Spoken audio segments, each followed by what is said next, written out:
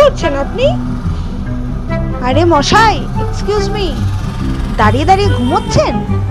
ট্রেনের কামরায় ওঠার চেষ্টা করছি। হ্যাঁ, এটা ট্রেনের কামরা কোথায়? এটা তো গাছ।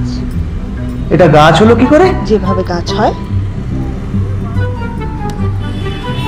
আমি ট্রেনের কামরার ভিতরে ছিলাম, তারপর তিনটে ভূত এসে আমাকে বিয়ে দিতে চাইলো।